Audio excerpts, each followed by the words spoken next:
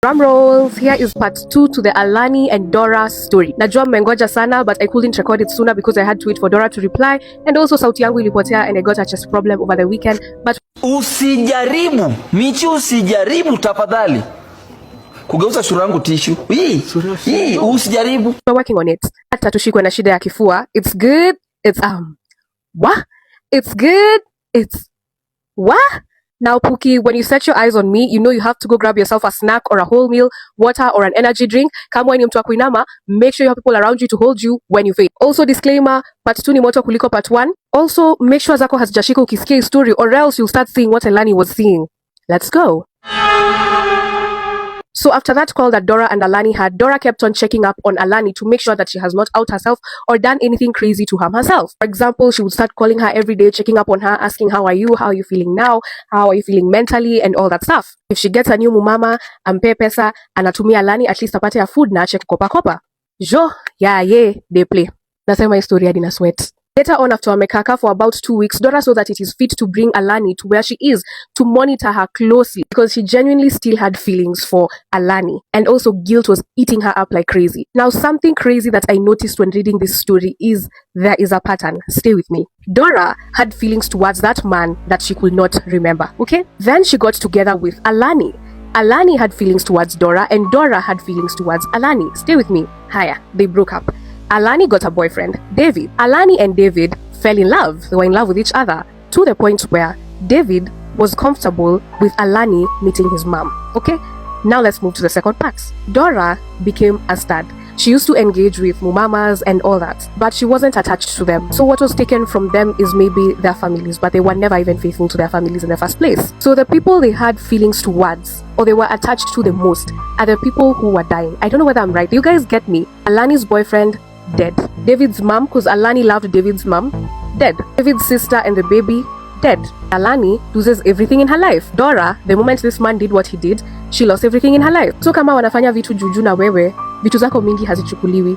But if you're in deep with them, you will lose so much. Are you getting me? Anyway, let's continue with the story. That's just my theory. So Alani agreed to go live with Dora because she couldn't live with anyone else because kila mtu alikuwa anampea excuses, and also he saw that akiendelea kukaa peke yake hivi venye yako sahi atajimaliza. Cool. Grab your drink or take a shot because it's getting crazy. When the two started living together, remember they had a relationship before, something that they both loved until it got crazy. Started having feelings for each other again, and they decided to get into a relationship. So Dora's house wasn't all that. Achana na size, hadi vitu yenye ameweka ndani zilikuwa tu kidogo kidogo. Because akienda kutafuta kazi, akianza biashara, hakuna kitu inaendelea. So her mama's business was the only thing going on for her right now. Haya. The first time these two got intimate with each other, it was superb, like makeup sesh, okay? You know how after you have the seshi session with someone, tongue twisters, there's always that after smell. Si lazima ikuwe mbaya, but if you enter a room where people have done it, you will smell it. For them, it used to smell like rotten period blood. Ask me how I smelled this. I was a dorm captain in high school, and girl, y'all, mlikuwa mna stick pads hadi kwa ukuta. So yeah, that is how Dora described the smell. It was very weird. The first time, wakaipuza. The second time they're having it, my heart rate is increasing anyway. You know the way when you're finishing, you have this intense feeling like you're out of this world, cloud 9 type of thing. Alani would feel that way. Very nice. But kenye inatoka kwa the V8 engine ni nini? Ni red oil, if you know what I mean. Cool, but they play. And all of a sudden, Alani starts feeling pain down there. So they go to a chemist, wakapewa dawa juu hawakuwa na pesa ya hosi, and Alani did not want to go to a public hospital for her reasons, I don't know why, but the pain did not end. So they decided, you know what, let's not be intimate with each other. Kumbuka ile mkono inaingia kwa Alani ni ile iliyochorwa msalaba ulioangalia chini. I'm just trying to connect the dots because none of this shit makes sense, bro. Shetani wewe kwenda huko. Shetani wewe kwenda huko. So akasema, you know what, since we're not doing any other romantic things, we're gonna try out other things. Let's shower together, let's cook together. Let's just try to make our relationship romantic because we are literally going through hell. Aya, wakaendelea hivyo. Dora akaelezea Alani, you know me, I have mumamas who cater for the bills for me, you know, and I always switch them because huyu anakuja kwako anakuacha, huyu anakuja kwako anakuacha.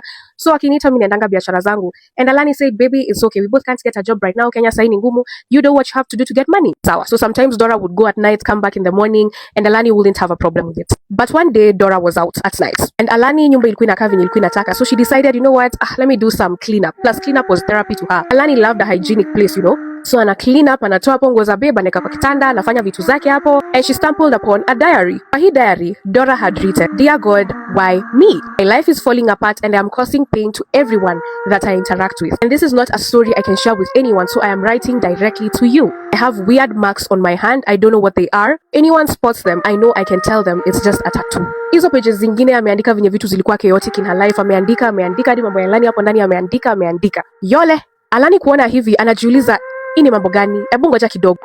Huku niko kichinjio ama? She took some pictures of the book, waited for Dora to come back home in the morning, and she asked Dora, "What is this and what is the problem?" Instead of Dora telling Alani vizuri, shida ni gani, she started shouting, being dismissive, telling her, "I thought we're supposed to respect each other's privacy. Umesahau kwa kwangu na mimi niko kwako? Ara tuzoeane hivyo, starting to piss me off, don't make living together hard." Alani akasema, "Hapana, utanibeba kama mjinga." Tubonga, no. What are we bonging with you? What are we bonging with you? No, we cannot bong with you. You can go and bong Kiminya Bonga. Starts throwing clothes all over, glasses all over. Dora anamwambia, "Unavunja hizo ndo pekee tuko nazo mjinga." Using language that was used in this context so that you can get how hot it was. Remember when I told you every time these guys were fighting, it was always so bad.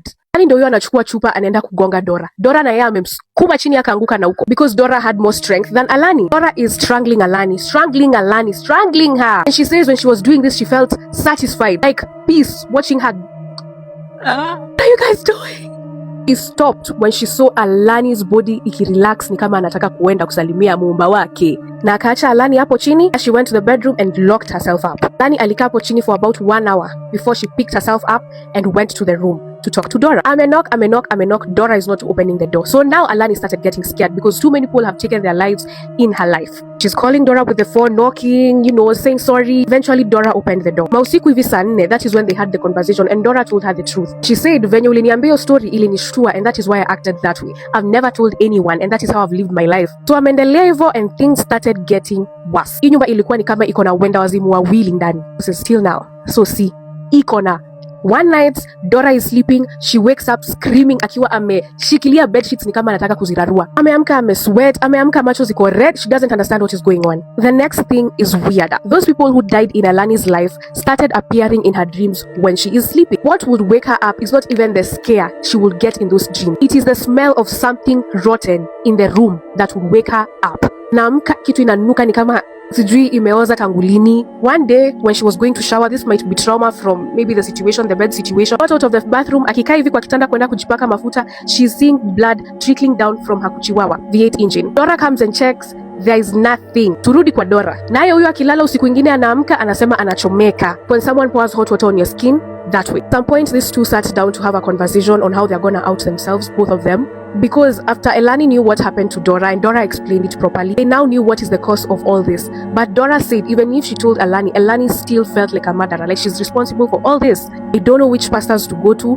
They don't know if they're gonna fall down in a church and start confessing everything and then everyone avoids them. That is what they're scared of now. Don't know any witch doctor that they can go to. Wao wanakaanga hivyo kwa nyumba wakiwa hivyo till date. At the end of this message, Dora said that she is writing this because she has seen the comments from the previous video. She has seen how everyone has reacted, and she's saying that she told this story as a sign, a cry for help, that if anyone knows a solution that can help her, mumuambie. Personally, I'm gonna be so honest, I don't know any solution because I've never been there, but if you know anyone or any place that they can get help, don't hesitate to tell them. Obviously, she's not comfortable with her identity being revealed nor her page, but feel free to tell me. I will pass the message. But guys, your way, yeah, I'm not telling you not to date rich people. I'm not telling you to stay with broke guys. Kila mtu afanye kenye anataka, as always. But even that broke guy, even your friend, vet them before you give them access to your life. I've told stories here of how friends almost finished their other friends, how parents almost finished their kids. It's a crazy world that we live in. Just because someone is showering you with everything you've ever wanted, that doesn't mean utasema